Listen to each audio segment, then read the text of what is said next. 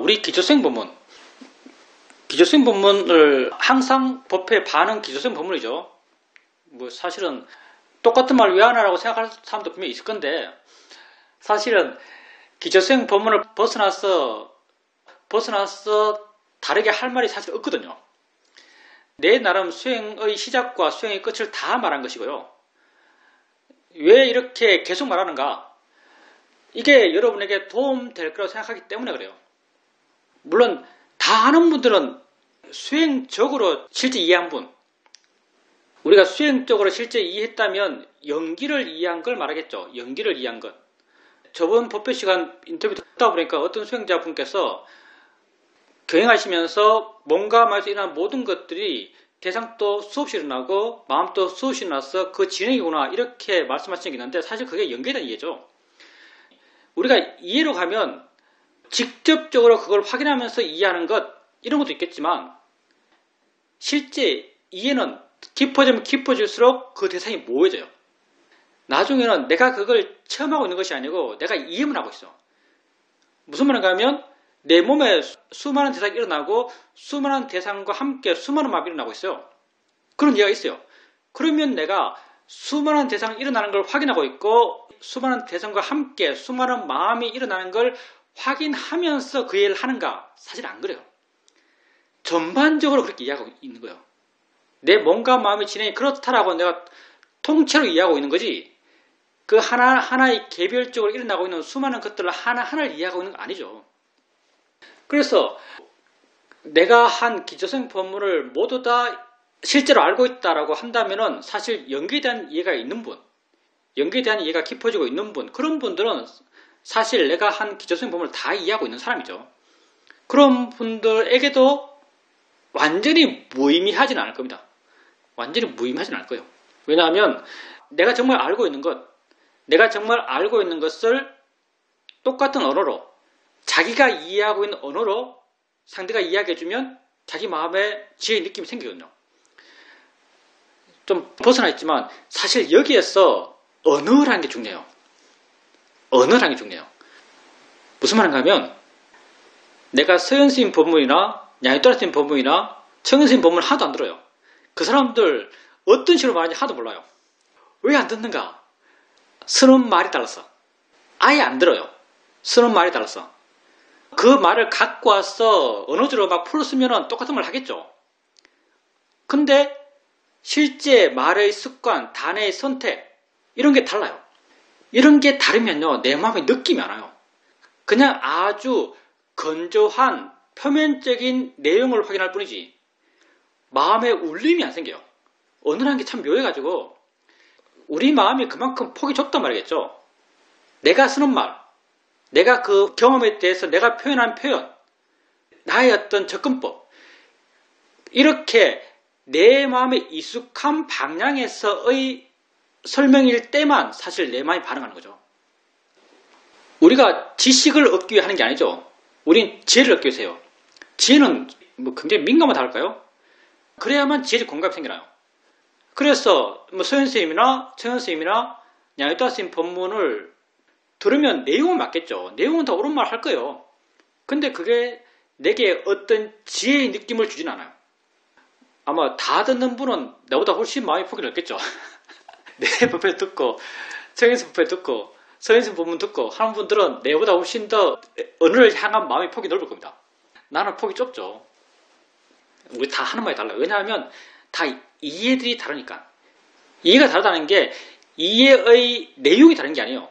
이해의 표현이 달라요. 이해를 언어적으로 표현하는 것은 순전히 자기 언어 습관 속에 나오는 거예요. 아주 본능적인 자기 언어 습관에서 나와요. 근데 이렇게 내용은 똑같더라도 표현이 다르면 마음이 안 와닿아요.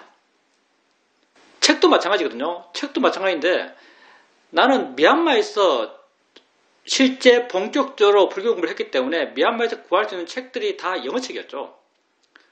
그래서 난 경전과 뭐 주석서와 관련된 거의 모든 책을 영어로 읽었어요. 영어는 말은 못하지만 좀 읽기는 있습니다.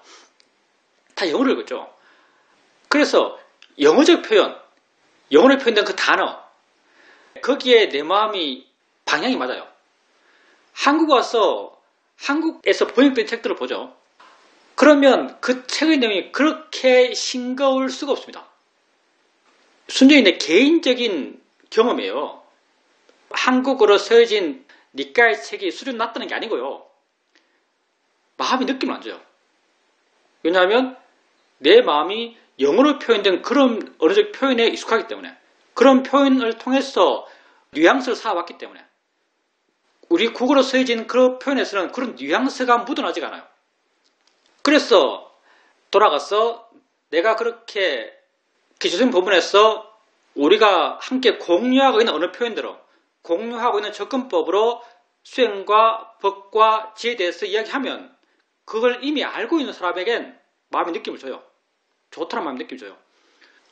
나는 아주 많은 말을 해요. 많은 말을 하는 것도 우리 수행의 특징입니다. 아마 다른 수행처에서는 수행 방법에 대해서 많이 말하지 않을 거예요. 사실 많이 말할 것도 없을 거예요. 법회를 한다면 아마 교학하고 법회를 하겠죠. 수행 방법은 단순하게 이렇게 해라죠. 근데 우리는 아주 많은 말을 합니다. 사회도께서는 이렇게 말씀하셨어요. 지혜 명상을 말해준 데는 시간이 많이 걸린다. 아주 말도 많이 해야 된다. 그래서 아주 피곤하다. 이런 말을 하신 적이 있습니다. 아주 많은 말 해줘야 돼요. 근데 아주 많은 말 해주고 다양한 각도에서 다양한 이야기를 해요. 근데 내가 다양한 각도에서 다양한 이야기를 하지만 이건 우리가 나아가고자 하는 길, 자유로움의 길을 향한 일관성이 있는 말들이에요. 향하는 방향은 다 똑같아요. 수많은 상황 속에서 수많은 표현을 하고 수많은 말을 하지만요, 그 방향성은 하나같이 자유로움을 향한 방향이에요. 나는 그 방향에서 내가 조금 더 흐트러지지 않았다고 스스로 생각합니다. 그리고 내가 이렇게 흐트러지지 않을 수 있는 이유는 내가 나름 내 수준에서 연기에 대한 이해가 있기 때문에 생각해요. 근데 여기 법회 참석하는 분 가운데 여러 수준의 사람들이 있어요. 각자 나름의 수행을 하겠죠.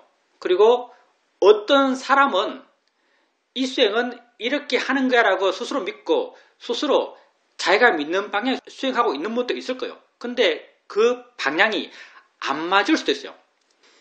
그 방향이 안 맞다면요, 내가 하는 여러 가지 말 가운데 어떤 말은 자기에게 나도 그렇게 하지 라고 생각하겠지만, 어떤 말은 자기에게 나랑 좀 다르네 이렇게 느끼는 부분도 분명히 생깁니다.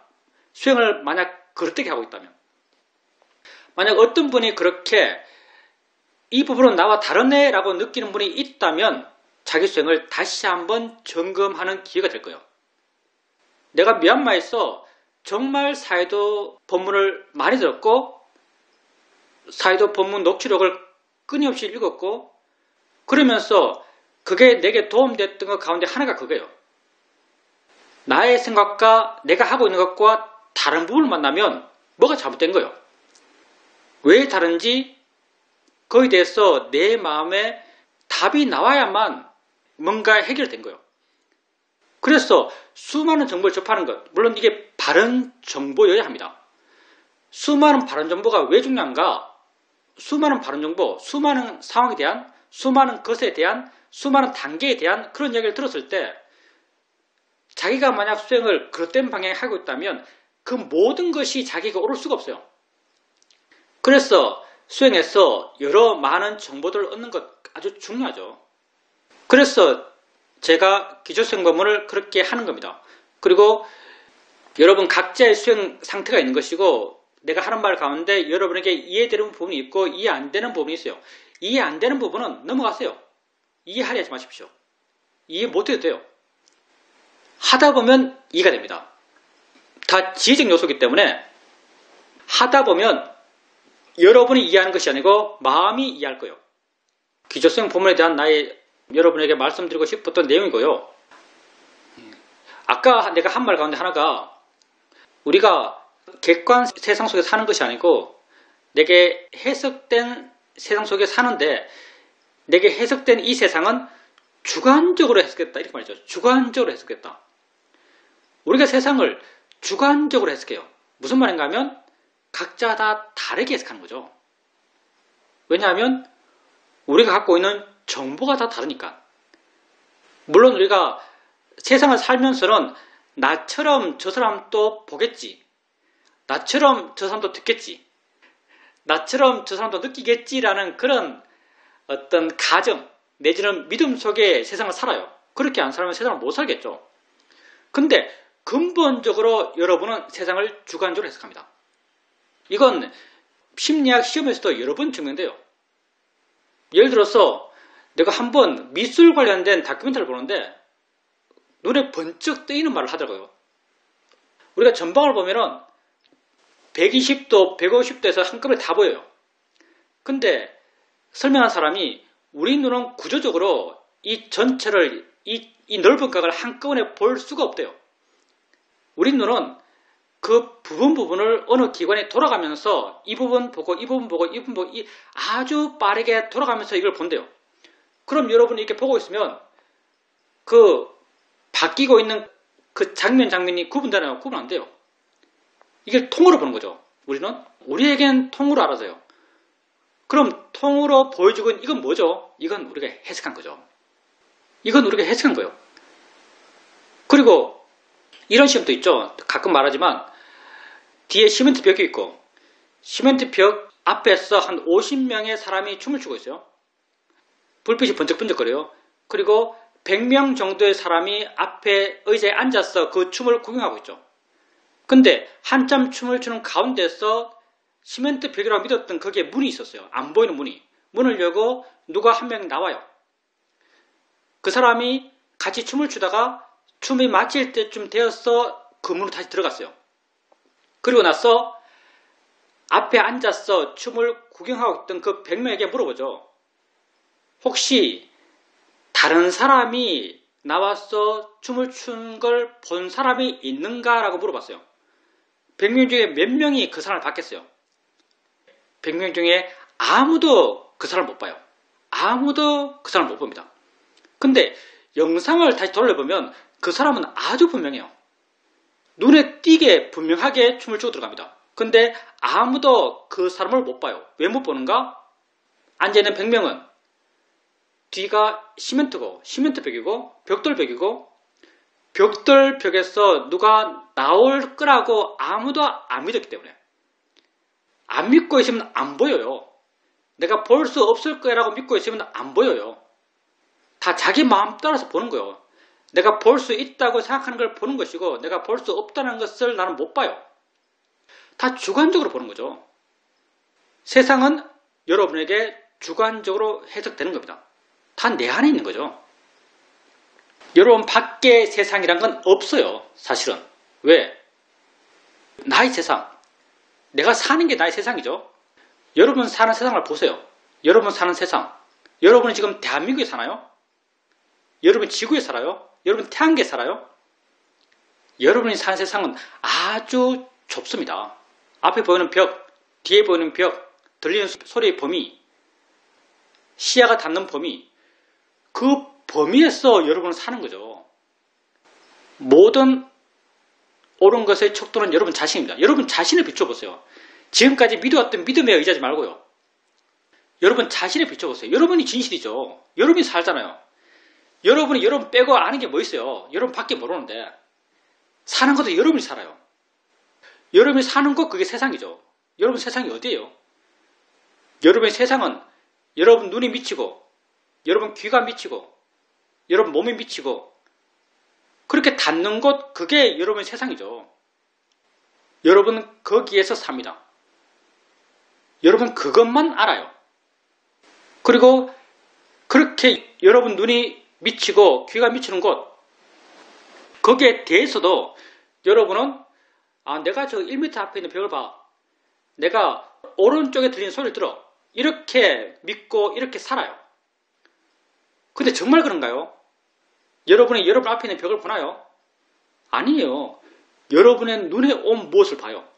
여러분 눈에 온 그게 벽인가요? 여러분 눈에 온 그건 벽이 아닙니다. 벽은 여러분의 해석이죠. 여러분이 보는 벽 어디 있죠? 여러분 안에 있습니다. 여러분이 오른쪽에 들리는 소리를 들어요. 그 소리가 정말 오른쪽에 있나요? 오른쪽 5m 밖에 있는 소리를 듣나요? 아니에요. 여러분 귀에 온 소리를 들어요.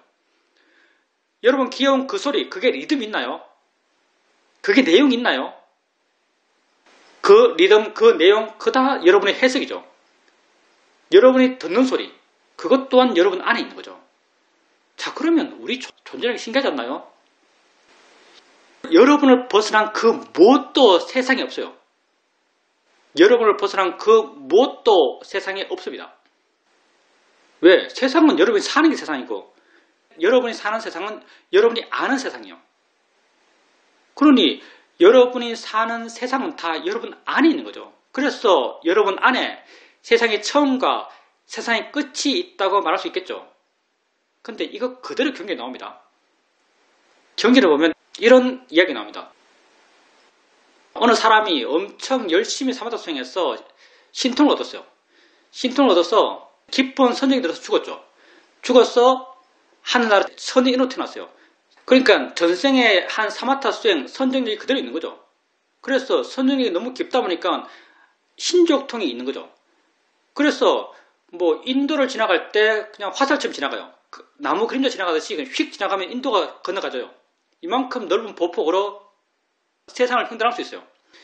이 사람이 갑자기 내가 세상의 끝이 한번 도달해 보겠다. 이런 마음이 들었어요. 천인이니까. 그래서 밥 먹고 용변 보는 시간 외에 계속 뛰어서 우주 끝까지 가려고 그래요. 끝까지 뛰어가요. 가고 천인이 나이가 몇 살까지 살아요? 거의 우리 입장에서는 조 곱하기 조년 살죠. 끝까지 가도 우주의 끝에 못 닿았어요. 그리고 우주 변들에서 죽었어요.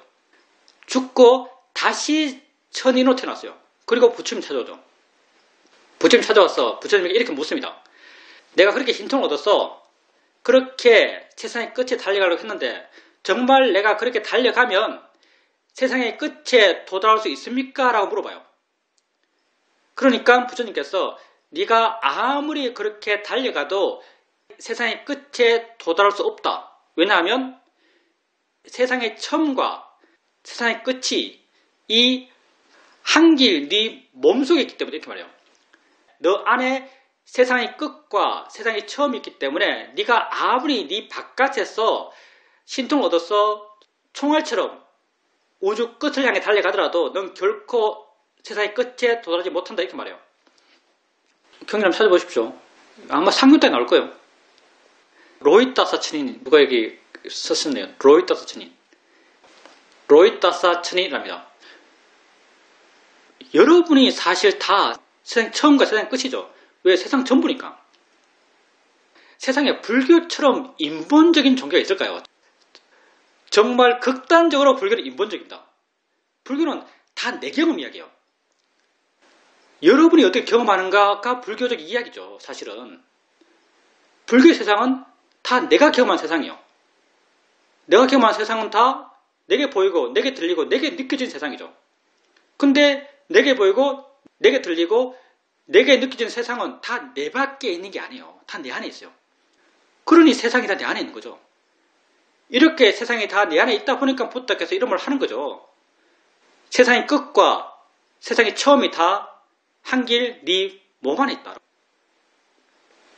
그러니까 여러분이 세상의 주인공입니다. 여러분이 정말 천상천하 여독존이에요. 붓다만 천상천하 여독존이 아니에요. 모든 존재가 다 천상천하 여독존입니다. 왜? 내밖에 모르니까. 여러분이 아는 건 여러분 자신밖에 없어요. 여러분이 여러분의 주인이고 나아가 여러분이 아는 세상의 주인입니다. 그래서 부탁해서 천상천하 유아독존이라는 말을 하셨겠죠. 여러분이 세상에서 여러분이 왜 괴로워야 할까요? 여러분의 세상에서 여러분을 왜 그렇게 묶여있어 꼼짝달싹 못하며 살아야 될까요? 여러분이 주인인데 다 여러분에게 알아지는 거잖아요. 그 알아지는 것, 여러분 밖에 있는 것 아무것도 없어요. 여러분이 알아지는 것 가운데 여러분 밖에 있는 게 아무것도 없어요. 저 사람, 저 보기 싫은 사람 다 여러분 안에 있습니다. 여러분이 아는 저 보기 싫은 사람 다 여러분 안에 있습니다. 여러분이 듣기 싫은 저 듣기 싫은 소리 다 여러분 안에 있습니다. 다 여러분 자신이에요. 사실 불교는 그걸 물질로서 나의 한 부분으로 이야기해요. 들려지는 것이 내 밖에 있는 객관적인 들려지는 것이 아니에요. 들려지는 것 그 물질이에요. 우리가 마음과 대상이 함께 일어나면 이렇게 말해요. 마음과 대상이 함께 일어나면 이게 연계 일어남이죠. 이 가운데 마음은 나고 대상은 나니 무엇인가 이거 아니에요. 이 뒤가 있어야만 암이 생기고 생긴 암 이게 내 존재예요. 그러니까 알아지는 것 이거 나죠. 들려지는 것 이거 나예요. 보여지는 것 이거 나예요. 그래서 법이죠. 다 여러분이잖아요. 여러분을 벗어난 그 무엇도 없습니다. 근데 단지 우리는 어디 썩어요. 나의 세상이고 내가 괴로울 필요도 없고 다 내 것인데, 내 것이라고 하는 것은 표현상 내 것이에요. 다 내 것인데 내가 묶여있고 내가 끌려가고 있고 내가 괴로워요. 왜? 어리석기 때문에. 알면 아무것도 아니에요. 그냥 생겼을 뿐입니다. 좋아할 것도 싫어할 것도 아니에요. 그냥 내게 알아졌을 뿐이에요. 좋은 것도 나쁜 것도 아니에요. 조건되어 생겼을 뿐이에요. 이해한다면 여러분은 자유로울 수 있습니다. 이해한다면 여러분은 자유로울 수 있어요. 그 이해를 위한 노력이 어려운가? 엄청 거창하잖아요. 내가 참 거창하게 말했습니다. 예, 엄청 거창하게 말했어요. 그렇게 어떻게 돼? 내가 어떻게 할 수 있겠어? 나처럼 이렇게 미약한 존재가 어떻게 그런 완전한 자유로움, 그 거창한 것, 세상의 주인, 그거 어떻게 되겠어? 대자유, 내가 어떻게 되겠어? 이렇게 생각하지 마십시오.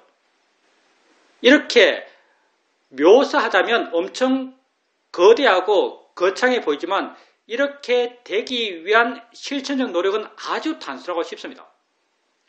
왜냐하면 지금 하면 지금 되거든요. 여러분이 지금 엉덩이 느낌 아는 게 어렵나요? 쉬워요. 여러분이 손에 느낌 아는 게 어렵나요? 쉬워요. 소리 있을 때 소리 있다고 아는 게 어렵나요? 쉬워요. 그거 알면서 자연이 이차 해주는 게 어렵나요? 쉬워요. 그것 알면서 대상이야 라고 해주는 게 어렵나요? 쉬워요. 그리고 이렇게 대상이야 라고 정말 진지하게 그냥 헛돌듯이 헛박이 돌듯이 그냥 염하지 말고요. 정말 저게 알아지는 거지 라고 진지하게 대상이야 라고 하면서 그 의미에 접근해 보세요. 그러면 마음이 안 변하나요? 마음이 변합니다. 가벼워져요. 부드러워져요. 이 변화가 뭐예요? 지혜가 생겼어. 지혜의 느낌이 주는 마음의 느낌이요. 지혜의 마음이 주는 마음의 느낌이죠. 여러분은 다 이렇게 현재 있는 걸, 현재 여러분에게 일어나는 것, 그것을 알려 하면 알 수 있고, 거기에 대해서 바른 마음을 내려 하면 낼 수 있고, 이렇게 바른 마음을 내면 여러분 마음이 바뀌어요. 바뀌는 건 여러분 의지와 상관없죠. 이건 여러분의 바람이래요. 마음이 부드러워져요. 마음이 가벼워져요. 여러분은 다 부드러워지고 가벼워지는 이런 지혜의 마음이 생길 수 있는 바람이란 기본적으로 갖고 있어요.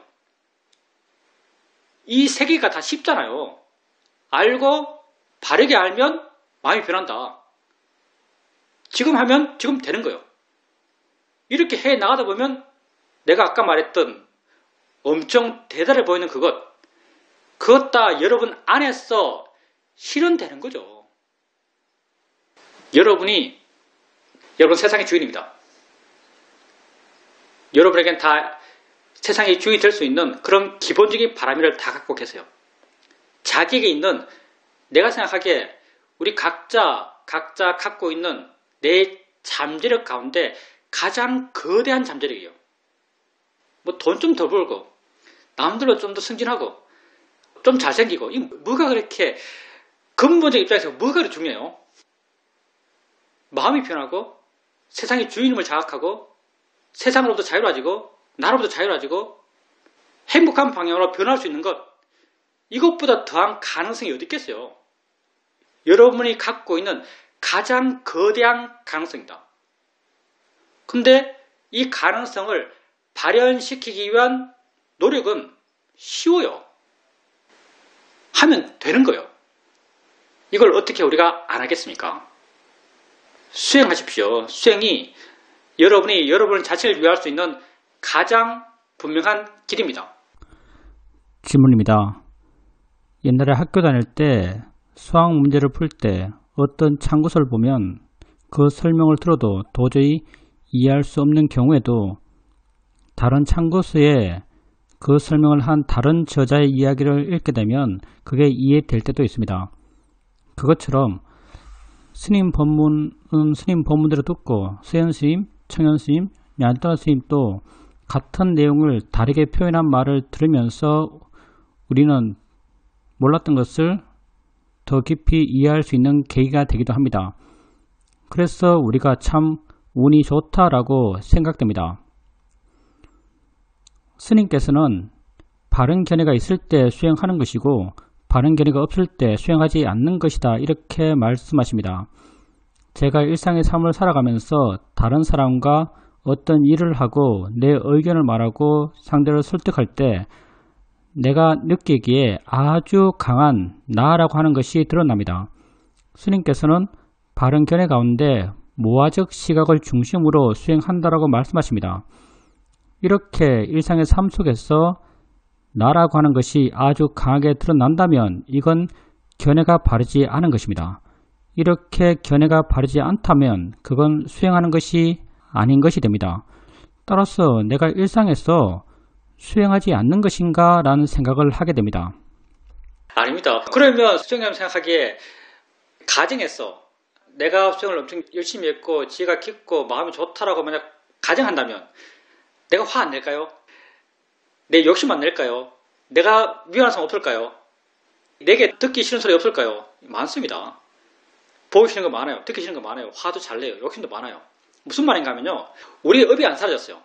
업이 안 사라져서 우리에게 일어나는 업의 발현들은 계속 있어 왔어요. 그것 우리가 통제 못해요. 통제 못하는 거죠. 그러니까 수행한다는 것은요. 일어나는 걸 통제하는 게 아닙니다. 일어나는 게 좋은 게 일어나야 되는 게 아니에요. 우리 마음의 경향성에는 좋은 것 나쁜 것이 혼재되어 있어요. 좋은 것이 인연되면 좋은 마음이 생길 것이고 나쁜 게 인연되면 나쁜 마음이 생겨요. 좋은 게 생기고 나쁜 게 생기는 것 이건 우리의 통제 밖에 있어요. 업의 결과로 생기는 거예요. 그럼 수행이란 뭔가? 수행이란 것은 생긴 것을 바르게 하는 거예요. 수행은 대처라고 할 수 있습니다. 생긴 것에 대해서 우리가 통제할 수 없기 때문에 생긴 것에 대해서 우리가 가져야 될 마음이 항복하는 마음, 수용하는 마음, 받아들이는 마음 이런 말 쓰는 거예요. 생긴 것은 그냥 항복해요. 포기해요. 생길 게 생겼어 라고 포기해요. 그리고 생겼으면 생긴 것을 우리가 바르게 보려고 그래요. 대상이야 자연이차라고 바르게 봐요. 바르게 봐진다면 그 생긴 것에 대해서 마음이 부드러워져요. 마음이 물러나고 마음이 부드러워져요. 부드러워지고 물러나는 마음 이게 어떤 마음인가 하면요. 생긴 게 있어도 상관없는 마음이에요. 이 마음이 좋은 게 없어도 상관없는 마음, 안 좋은 게 있어도 상관없는 마음 이게 우백가의 마음이죠. 우백가의 방향으로 변해요. 생긴 것에 대해서 우리 마음이 가치가 줄어들죠. 생긴 것에 대해서 우리 마음의 가치가 줄어들면 이 가치 줄어듦, 지혜가 가치를 줄여요. 가치 줄어든 것이 생긴 것을 생기게 한 마음의 조건이 존재하겠죠. 우리에게 안 보이는, 우리에게 닿을 수 없는 어느 영역에서 생긴 것을 생기게 한 마음의 조건이 있어요. 우리에게 안 닿기 때문에, 우리가 알 수 없기 때문에 이거 우리가 직접적으로 바꿀 수가 없어요. 근데 이 조건이 만들어낸 것을 우리는 수행하는 거예요. 이 조건이 만들어낸 것을 대상으로 수행하는 것이고 어떤 방향으로 수행하는가? 이게 자연이차, 이게 대상이 하고 드러난 것에 대해서 마음이 가벼워지고 부드러워지고 물러나는 방향으로 우리가 수행을 해요. 가치 줄이는 방향으로 수행해요. 이것이 있든 없든 상관없는 마음, 가치 줄이는 마음이 되면요. 우린 모르지만 조금씩 이걸 드러나게 한 마음의 조건이 약해져요. 그래서 드러난 이게 좀 약해지는 것, 이건 우리가 할 수 있는 영역이 아니에요. 우리가 할 수 있는 것은 드러나는 것은 어쩔 수가 없고요. 안 좋은 것이 많이 드러난다 해서 내가 수행을 못하는 게 아니고요. 수행을 안 한 게 아니고요. 누구나 다 드러나요. 중생이면 누구나 다 드러납니다. 드러났을 때 드러난 것을 대상으로 내가 그것을 알고 그걸 바르게 보려 하는가 이게 수행하는 것이고요. 바르게 보는 것 여기에 바른 견해가 있는 것이고요. 그래서 수행자님께서 그렇게 드러난 것 그 자체와 시비할 게 아니고요. 그걸 왜 내가 알아채면 하지 못했지? 그것을 보면서 내가 왜 바른 견해를 일으키지 않았을까? 다음엔 그게 생기면 그걸 알아야지. 다음에 그게 생기면 바른 견해를 일으켜야지. 이런 방향에서 생각하셔야 돼요. 왜 화냈지? 아무 의미 없습니다. 화 누구나 내요. 화가 났을 때 그걸 바르게 보려 했는가 하지 않았는가, 그게 수행했는가 수행하지 않았는가요. 그때 그렇게 드러난 것을 대상으로 바르게 보려 했다면 훌륭히 수행한 것이고요. 바른 견해가 있었던 거예요. 그렇기 때문에 화 많이 냈다. 내가 아주 강한 마음으로 내 주장이 강했다. 뭐 옛날에 안 강했겠어요. 옛날에도 강했어요. 지금은 그것을 알고 있다는 게 그것을 내가 고칠 수 있는 가능성이 내게 조금 생겨가는 거예요. 우리는 알아야만 그걸 바꿀 수 있어요. 우리 수행하는 것은 그것이 내게 알아졌기 때문에 내가 그걸 바르게 볼 수 있고, 바르게 봤기 때문에 어떤 이해가 생길 수 있고, 그 이해를 통해서 내 마음이 자유로워질 수 있고, 내 마음이 자유로워져서 그것의 가치가 줄어들고, 내 마음이 자유로우면 항상 그것의 가치가 줄어들어요. 똑같은 말이에요. 내 마음이 자유롭다는 것은 그 자유로운 만큼 그것의 가치는 약해져요. 이렇게 그것의 가치가 줄어들면 그걸 생기게 한 마음의 조건이 약해져요. 그러니까 거기에서 수행자님이 할 수 있는 것은 알아차림과 바른 견해, 이 딱 두 가지예요. 그것을 안 일어나게 할 수 없습니다. 그리고 안 일어나게 하려 하지도 않아요. 만약 안 일어나게 하려 한다면 그게 바로 그릇된 견해입니다. 그래서 일어난 것과 시비할 필요가 없고요. 일어나면 단지 바르게 알려고 하면 됩니다. 질문입니다. 바깥에서 화장실 문을 열려고 화장실 문 손잡이를 잡았을 때 제게 지혜가 생겼습니다. 지혜의 내용을 말로 하면 좀 하찮아지는데 그때 내가 이해했던 것은 지금 이 순간 사는구나 라는 것을 깨달았습니다. 마음이 아주 좋아졌고 그때 한의원에 있었는데 한의원 복도를 왔다 갔다 하면서 수행을 하고 있는데 마치 그곳이 법당처럼 느껴지며 수행이 아주 잘 되었습니다. 원래 지혜는 말로 하면 값이 사져요. 왜냐하면 거창하게 표현할 수가 없어요. 거창하게 표현하려면 엄청 방대하게 말할 수 있겠죠. 근데 내가 그걸 느낄 때, 그 지혜가 내게 생겼을 때 지혜가 아주 강하다면 나름 내가 그걸 어느 정도 표현해요. 근데 내가 표현하는 그 어느 정도 표현은요, 아주 사게 표현합니다. 왜냐하면 내 평소 어느 습관대로, 이거 내가 하는 게 아니거든요. 마음이 조건대로 하는 거예요. 내 평소 어느 습관대로 내가 마치 고등학교 동기 만나서 말할 때의 어느 습관처럼, 그게 나의 본질적인 습관입니다. 고등학교 친구 만나서 말할 때, 그게 정말 내 진짜 언어 습관이에요. 근데 지혜를 표현할 때 이런 내 본능적인 언어 습관 따라 표현해요. 그래서 표현이 아주 사게 표현돼요. 그래서 지금 사네 이거 다죠. 지금 사네 이게 다요. 근데 이렇게 표현한 자체가 정말 지혜였다라고 말할 수 있는 증거예요. 사실은. 거창하게 뭐 무상을 이해했다. 불교에서 무상고 무아 이렇게 가장 큰 머리말로 지혜를 표현해요. 근데 무상고 무아의 지혜가 생겼을 때도 그런 사람이 있는지 모르겠지만 누구도 무상이라고 이해하지 않습니다. 내가 이해하는 한도 내에서는 누구도 무상이라고 이해하잖아요. 다르네? 아까하고 다르네? 또 일어나네? 아주 사기 표현돼요. 또 일어나네? 또 뭐 있죠? 계속 일어나네? 이렇게 표현되는데 이게 실제로 무상에 대한 이해의 표현이죠. 무아를 이해할 때 누구도 무아에 대한 통찰이 생겼다 이렇게 자기 지혜의 일어남을 표현하잖아요. 내가 없네? 나는 아무것도 못하네. 나의 표현이 이거였어요. 나는 아무것도 못하네. 이게 내식 표현이죠. 난 무아에 대한 이해가 생겼을 때 이렇게 표현했어요. 나는 아무것도 못하네. 고에 대한 이해도 고를 이해했다. 말도 안 되는 이야기죠, 사실요. 이렇게 절대 고상하게 말 안 합니다. 나 같은 경우는 지겹네 이렇게 표현합니다. 지겹네. 마찬가지로 수행자님이 느꼈던 지금뿐이네, 지금 사네. 이거 아주 깊은 지혜입니다, 사실요. 아주 깊은 지혜요. 지혜는 내용이 심오해서 깊은 게 아니에요. 지혜는 그 지혜가 주는 마음의 느낌이 깊기 때문에 깊은 지혜예요.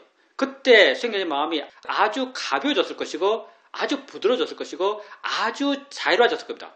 그리고 그런 지혜가 생겼다는 게 여러 가지를 말하는데 그 가운데 하나가 수행자님의 알아차림이 계속 이어졌다는 것이고 그 알아차림 이어짐에 수행자님 노력이 전혀 없었다는 것이고 수행자님 노력이 없더라도 좋은 마음이 균형 상태, 그 상태가 마음 스스로의 내적 조건 속에서 계속 이어졌다는 것이고 그런 이어짐 속에서 어떤 경험을 해요. 손잡이를 잡는다는 경험이에요. 잡아서 느낌이 생겨나요. 느낌이 알아져요. 어떤 경험 속에서 수행자님이 마음에 어떤 사전적 노력이 없이 그냥 순간 확 깔아져요. 이걸 나는 확 깔아진다 이렇게 말하죠. 순간 확 깔아져요. 이게 통찰지가 생기는 아주 전형적인 모습이죠. 그때 생겼을 때는 지혜 마음이 생겨나서 마음에 어떤 느낌을 줘요. 우리 그 느낌을 부드러워진다, 자유로워진다, 물러난다, 가벼워진다 이렇게 표현을 해요. 마음의 느낌을 묘사하는 거죠. 그리고 나서 해석하는 마음이 그걸 해석해요. 아, 현재를 알았구나. 지금만 산다는 걸 알았다라고 그 지혜를 나름 어느 정도 표현하겠죠. 이게 통찰지가 생기는 아주 전형적인 모습이죠. 옛날 중국 선사들 보면 대우각성할 때 뭐 화장실에서 볼일 보다가 옆에 개구리 우는 소리 듣고 확철 대우었다 이 말이잖아요. 대나무 숲 걷다가 대나무가 쫙 갈라진 소리 듣고 확철 대우했다 이런 말이에요. 모르는 사람이 보면 아주 웃기는 경우 같지만 실제 이렇게 확철 대우합니다. 그래서 이렇게 지혜가 생기는 걸 보면서 그 지혜 생긴 것을 도노라고 말이죠. 도노. 갑자기 하는 거예요. 여기서 갑자기 뭐냐면 사전 준비가 없어요. 사전적 노력이 없어요. 사전적 노력이 있을 수가 없죠. 왜? 내가 없는데. 내가 없어야만 마음의 균형이 맞는 것인데. 내가 없을 때만 이런 도노가 생기는데. 그리고 어떻게 사전적 준비가 있겠어요? 나는 아무런 기대도 아무런 준비도 아무런 노력도 하지 않아요. 그냥 과정의 진행만 있어요. 그때 그 순간은 정말 과정의 진행만 있습니다. 나는 아주 개인적으로 과정의 진행만 있는 이 상태, 사회적께서는 이걸 법에 수행하는 상태 이렇게 말해요. 또 다르게 오력의 균형이 맞는 상태 이렇게 말하기도 해요. 난 이 상태를 사실은 색계 사선전에 생각해요. 분명히 내 입장입니다. 난 이 상태를 색계 사선에 생각해요. 왜? 색계 사선의 정의이 맞거든요. 색계 사선의 정의가 색계 사선에서는 두 가지 짐수가 있어요. 에카가타하고 우페카이죠. 우페카, 내가 없는데 좋아하고 싫어할 게 뭐 있겠어요. 그냥 모든 걸 받아들이는 마음이요. 모든 것에 대해서 마음이 자유로운 마음이요. 내가 없는데요. 과정의 진행만 있는데요. 그리고 에카가타, 마음의 하나됨. 사마타 수행에서는 마음의 하나됨이 내가 보고 있는 하나의 대상을 향해서 마음이 하나 된 거예요. 이게 에카가타죠. 근데 내가 생각하는 위파사나 수행의 에카가타는요. 전체가 통째로 하나 돼요. 대상이 하나에서 하나 된 게 아니고 통째로 흘러가는 것이 하나에 흐트러짐도 없어요. 왜? 내가 없으니까. 과정의 진행만 있으니까. 이 과정의 진행이 통째로 일관성 있게 흘러가요. 난 이 상태를 다시 말하지만 이건 순전히 100% 내 말입니다. 난 이 상태를 사선전을 생각합니다. 색계 사선을 생각해요. 왜? 색계 사선에서 지혜가 생기거든요. 팔정도에서 정정은 색계 사선이에요. 근데 팔정도가 뭔가 통찰이 생길 수 있는 마음의 조건이죠. 근데 색계 사선에서 통찰이 생긴대요. 그러면 하나에 대해서 마음이 온통 몰입해서 그걸 향해서 에카가타의 마음이 있을 때, 하나된 마음이 있을 때, 마음이 그 하나에 꽉 붙어서 완전히 어떤 활동성을 잃었는데 이 상태에서 어떻게 통찰지가 생기겠어요? 마음이 무한히 자유로워야 통찰지가 생겨요. 그러니 사마타의 사마디, 거기서 어떻게 통찰이 생기겠어요? 그러니까 사마타 수행에서 말하는 색계 사선에서는 절대 통찰이 생길 수가 없죠. 그래서 우리는 위파사나 사마디를 말하는 것이고요. 심지어는 빤디따라마 사이도 같은 경우는 뭐 위파사나 초선, 2선, 3선, 4선 이야기를 하기도 해요. 근데 그건 모르겠고 지혜 나기 직전의 마음 상태, 이건 경험적으로 알죠. 지혜 나기 직전의 마음 상태. 지혜 나기 직전의 마음 상태는 나란 것이 제로이고 과정의 진행만 있어요. 마음이 지가 알아서 쑥 가요.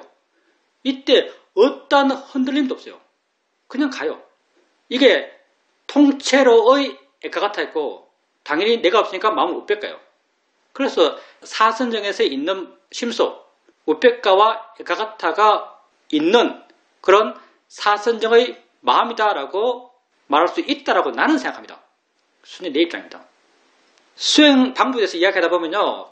결국 마지막 가서 붙는 그 논쟁점이 이겁니다. 색계 사선이 뭔가. 결국 이것 가지고 싸워요. 색계 사선이 뭔가. 하여튼 그렇게 수행자님 마음이 좋으니까 통찰지가 그렇게 깊이 나면요. 그 여운이 쉽게 잘 안 사라집니다. 그러니 계속 그렇게 좋은 마음, 계속 그렇게 자기 현재를 확인하는 마음, 노력하지 않아도 현재가 확인되는 마음, 스스로 내적 확신이 있는 마음, 그런 마음이 쭉 있다 보니까 수행자님이 있었던 그 한의원이라는 그 공간 자체가 수행처처럼 수행을 잘할 수 있는 공간이 되는 거죠. 근데 지혜가 자꾸 나다 보면요, 지혜 난 것도 그냥 그때 잠깐 좋고 또 잊어버립니다. 지혜 난 것에 그렇게 집착할 필요 없어요. 낫네 하고 지나가면 돼요. 중요한 건 지혜가 있든 지혜가 없든 순간순간 계속 수행하는 것, 이게 중요합니다. 순간순간 수행해 나가다 보면 어느 순간 자연스럽고 어느 순간 내가 없고 어느 순간 과정의 진행만 있고 그 과정의 진행 상태에서 어떤 단순한 삶의 체험, 어떤 소리를 들었거나 어떤 걸 만졌거나 어떤 생각이 났거나 아주 단순한 삶의 체험에서 나도 모르게 내가 갖고 있던 법의 의문, 내 마음에 잠재해 있던 법에 대한 관심이 펑 터지면서 뭔가 알아집니다. 그러니까 수행자님이 해야 될 것은 똑같아요. 계속 수행하는 것, 이것밖에 없습니다.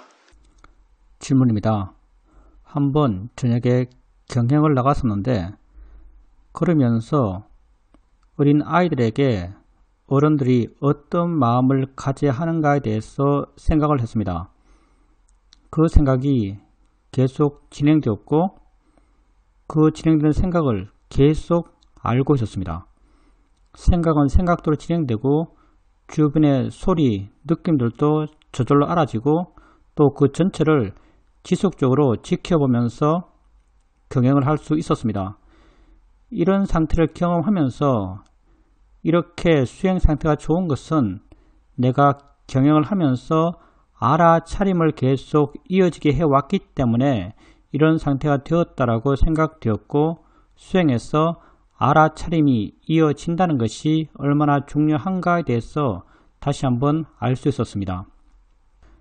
그러다가 다음날 아침에 일어나서 아침 먹을 것을 내어두고 일을 하는데 보통 이 시간대에 수행을 많이 놓치고 잘 안되는 시간이라고 생각하고 있었던 그런 시간입니다. 그래도 내가 갖고 있는 생각은 어찌되었든 수행하는 것만이 내가 해야 될 길이라고 생각하고 있었는데 그날 아침은 내가 이렇게 활동하고 있으면서 알아차림이 자연스럽게 계속 이어지고 있었습니다. 그렇게 계속 이어지는 가운데서 내가 듣고 내가 보고 내가 느끼는 이것이 나의 현재이고 나의 세상이다 라는 그런 생각이 들었습니다. 그런 뭔가 마음에 이해가 있는 듯한 느낌을 계속 확인하면서 알아차림이 이어져 갔습니다. 그렇게 아침 먹거리를 다 준비하고 방으로 가서 좌선을 했습니다. 좌선을 하면서 딸에게 카톡을 보낼 일이 있어서 카톡을 보내는데 카톡을 보내고 있는 나도 계속 지켜볼 수 있었습니다. 그렇게 카톡 대화가 끝나고 다시 좌선을 했는데 카톡 하면서 나 자신을 알고 있었던 것과 지금 이렇게 좌선을 하면서 나 자신을 알고 있는 것이 무슨 차이가 있나 라는 생각이 들었고 차이가 없다는 것을 알 수 있었습니다. 수행이 아주 자연스럽고 수행을 잘 할 수 있었습니다. 우리 사회자께서 한번 인터뷰 때 이런 말 한 적이 있습니다. 사람들은 법당에 자선하고 있는데 누가 와서 툭 치면서 뭐 말하라 그러면 화를 벌컥 낸다. 자기는 수행하고 있는데 누가 와서 건드리면 화를 벌컥 낸다. 왜 나는 그 사람들이 화내는지 모르겠다. 그냥 앉아서 수행할 때 수행하고 건드리면 건드리는 거 알고 말하면 말하는 거 알고 그냥 말할 때 알면서 말하고 또 말 끝나면 수행하고 이렇게 하면 되는 거 아니냐. 이렇게 쭉 이어가면 되는 거지. 뭐 이렇게 좌선한다고 수행하고 말한다고 수행 안 하고 또 좌선한다고 수행하고 이런 게 아니다 수행은. 그러니까 니한테 무슨 자극이 오더라도 그게 화낼 일이 아니다. 수행에 방해된다고 거부할 일이 아니다. 다 함께 살아가야 될 네 삶의 내용이고 너는 그 가운데서 항상 수행할 수 있다 이렇게 말씀하셨어요. 수행자님께서 그렇게 카톡 하시면서 느꼈던 것, 카톡 하는 거나 보고 있고 느끼고 있고 이렇게 하는 것이랑 좌선하면서 수행하는 것이 뭐가 달라 라고 생각했을 때 정말 다르지 않다라고 수행의 마음에 동의가 생겼다면 그건 수행에 대한 이해가 생긴 거죠. 수행에 대한 분명함이 생긴 것이고 이렇게 우리가 수행을 통해서 지혜를 점점 키워가지만 이 지혜가 다시 수행하는 그 자체에도 또 영향을 줍니다. 이해가 깊어지면 깊어질수록 수행도 쉬워지고요. 수행도 단순해지고 수행에 힘이 안 들어가고 수행이 자연스러워져요. 그렇게 수행하는 것에 대해서 수행자님이 또 새롭게 이해가 생긴 것이고 그게 수행자님 수행에 더 큰 힘이 될 겁니다. 그리고 아침에 일을 하면서는 현재 있구나, 내 세상이 이거구나 라고 하는 것, 다 그게 자기 현재를 확인하면서 자기에 대해서 어떤 이해가 생긴 것이고요. 수행자님께서도 이제 지혜에 능숙하기 때문에 우리가 지혜를 아는 것은 마음의 느낌을 통해 알아요. 그리고 지혜를 경험하면 경험할수록 아주 미세한 지혜의 느낌도 쉽게 알아요. 수행을 처음 할 때는 내가 이해를 해도 이해가 있는지 없는지 모를 때가 많은데, 수행을 하면 할수록 아주 미세하게, 사실 통찰지가 확 날 때는 아주 강렬하게 지혜를 느끼지만 일상적으로는 있는지 없는지 모르지만 있는 것 같은 데란 정도로 지혜를 느껴요. 사실은 아주 가볍게 느끼거든요. 그렇게 지혜에 대해서 점점 능숙해지다 보니까 그런 지혜가 수행자님이 생겼을 때 수행자님 마음의 느낌으로 지혜의 있음을 알게 돼요. 이런 경험을 점점 더 해 나가실 겁니다. 다 현재 자기에 대한 확인이죠. 현재 자기가 어떤 존재인지, 자기 삶이 무엇인지, 현재라는 게 무엇인지, 그런 것에 대해서 마음이 뭔가를 이해하고 있는 거죠. 그 뭔가가 꼭 뭐 현재다, 뭐 나의 세상이다, 이렇게 언어적으로 고쳐되지 않더라도 고쳐될 필요가 없어요. 그냥 뭔가를 이해하고 있어요. 그리고 그 생각하는 것, 경영하면서 생각하는 것, 이건 상당히 놀라운데요. 우리가 수행을 하면 지혜가 깊어집니다. 우리의 지혜란 것은 다 알아진 대상에 대한 지혜고요. 대상에 대한 지혜의 방향은 똑같아요. 가벼워지고 부드러워지고 물러나는 것. 대상에 대해서 가치 줄이는 방향으로 지혜가 작용해요. 대상이라는 건 곧 내 삶의 내용이죠. 내 삶의 내용에 대한 가치가 줄어들어요. 그리고 또 이 가치가 줄어들면 이걸 더 보기 쉬워요. 이걸 더 수행 대상으로 보기 쉽죠. 보기 쉽기 때문에 더 깊은 지혜가 생길 수 있고, 깊은 지혜가 생기면 더 가치가 줄어들고, 가치가 줄어들면 더 보기 쉽고, 이런 어떤 왔다 갔다 하는 선순환의 구조를 가져요. 근데 수행자님께서 그 생각하면서 생각의 내용이 아이들에 대한 어른들이 어떤 태도를 가져야 하는가에 대한 생각이에요. 근데 그 아이라는 것이 수행자님의 삶의 내용이죠. 수행자님이 아주 좋아하고 아주 사랑하는 손주에 대한 생각이잖아요. 손주가 그 아이겠죠. 손주를 내가 어떻게 대해야 될까라는 생각이에요. 근데 이 생각의 내용이 수행자님의 삶에서 의미 있는 생각인가 의미 없는 생각인가 하면 의미 없는 생각이 아니에요. 의미 있는 생각이에요. 내용적으로 의미 있는 생각이에요. 내용적으로 의미 있는 생각인데 가치 없이 할 수 있어요. 이게 정말 쉽지 않거든요. 내 삶에 의미 있는 생각인데 가치 없이 생각할 수 있어요. 만약에 그 의미 있는 생각을 가치 있게 한다면 의미와 가치를 좀 구분해서 생각하십시오.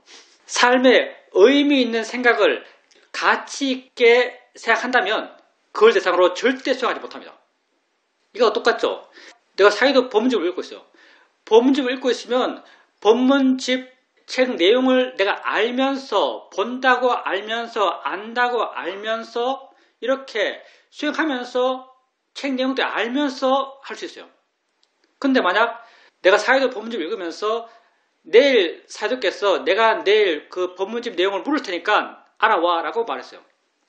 사이도 앞에서 내가 정답을 말하는 게 가치 있어요. 의미와 가치가 다르다는 걸 아십시오. 내가 사이도 앞에서 정답 말하는 것에 대해서 내가 가치를 두고 있어요. 정답 말해야지라고 그렇게 가치 두고 있어요. 이렇게 내가 사이도 법문집 읽는 것, 이거 의미 있어요. 이렇게 의미 있는 걸 하면서 가치 두고 읽는다면 절대 책 읽으면서 수행 못해요. 그래서 수행자님께서 말하고 있는 것은요, 의미 있는 생각을 가치 없이 했다는 거죠. 사실은 의미 있는 생각을 가치 없이 했어요. 그랬기 때문에 알았지만 할 수 있어요. 왜? 자유로운 마음이 있기 때문에. 가치 있게 되면요, 마음이 자유롭지 못해요. 그 대상에 붙어 그래요. 가치 없이 했기 때문에 마음이 자유로워요. 그래서 그 생각을 알 수 있어요. 이건 수행자님이 세상의 내용, 수행자님의 삶의 내용에 대해서 가치 두지 않는 마음. 이때 가치 두지 않는 건 좋고 싫고 있어야 될 것, 없어야 될 것, 이런 의미예요. 가치 두는 마음이 많이 약해졌기 때문에, 그런 가치 줄어듦은 수행자님이 수행님 삶에 대한, 수행님 자신에 대한 이해들이 그런 가치를 줄여왔어요. 그렇게 가치를 많이 줄여왔기 때문에, 지혜가 수행자님에게 그런 가치를 많이 줄였기 때문에 그렇게 의미 있는 것까지도 가치 없이 할 수 있죠. 우리는 주로 의미 있는 걸 하면요, 번뇌로 해요. 중요하다고 생각을 하면요, 다 번뇌를 해요. 근데 중요한 걸 하면서 번뇌 없이 했다는 거죠. 그러니 얼마나 마음이 좋겠어요. 이게 정말 쉽지 않은 일입니다. 의미 있는 건데 가치 없이 하는 것, 이거 정말 어려운 겁니다. 사실 이렇게 해야만 삶에서 자유로울 수 있어요. 왜? 우리 삶에 의미 있는 거 많거든요. 딸에게 잘해줘야죠. 딸을 위해 해줘야죠. 의미 있어요. 남을 도와줘야죠. 의미 있어요. 근데 그걸 가치까지 개입하면서 하면 번뇌로 살게 돼요. 우리가 의미 있는 삶을 살지만 가치 두지 않고 살 수 있어요. 그게 우백가의 마음이죠, 사실은요. 부처님도 의미 있는 삶을 사셨죠. 근데 가치 없이 사셨어요. 그래서 항상 그런 마음이 될 수 있는 거죠. 자유로울 수 있는 거죠. 그게 다 수행자님께서 꾸준하게 수행을 해오셨기 때문에 마음의 힘이 아주 좋은 상태로 유지되어 왔기 때문에 그런 수행 경험을 하셨을 겁니다. 이것도 오늘 처음 표현한 겁니다. 의미 있는 일을 가치 없이 한다. 여러분이 세상을 삽니다. 여러분이 아는 삶은 여러분 살 뿐이에요. 여러분이 아는 세상이 모든 것이죠. 이 모든 것은 다 여러분 안에서 일어나고 있어요. 그러니 내가 세상의 주인이고요. 내가 천상천하 유아 독존이죠. 내 세상 속에 내가 괴롭고 내가 묶여있고 내가 끌려가고 할 필요가 없습니다. 여러분 세상을 이해해보세요. 그걸 부탁해서는 세상의 처음과 세상의 끝이라고 말했어요. 다 여러분 안에 있는 겁니다. 내가 어떤 존재인지 내 삶이 뭔지 한번 이해해보세요. 이런 이해를 하기 위한 노력 쉬워요. 현재 여러분의 삶의 처음을 알아요. 느낌과 소리죠. 생각이죠. 그거 아는 거 쉬워요. 이 알아지는 것을 바른 견해로 자연의 이치야 대상이야. 바른 견해로 봐보세요. 마음이 변합니다. 가벼워지고 부드러워져요. 지혜가 생기는 거죠. 이 정도 해주면 지혜가 생길 정도의 바람일을 여러분이 갖고 있습니다. 근데 이 바람일은 하면 할수록 점점 커져가요. 점점 여러분 자신의 이해가 깊어져 가고요. 깊어진 이해는 점점 여러분 자신을 자유롭게 나갑니다. 이렇게 되어 나갈 때 조금씩 우리가 우리 자신의 주인이 된다라고 말할 수 있을 거예요. 여러분 자신의 주인이 되시기 바랍니다.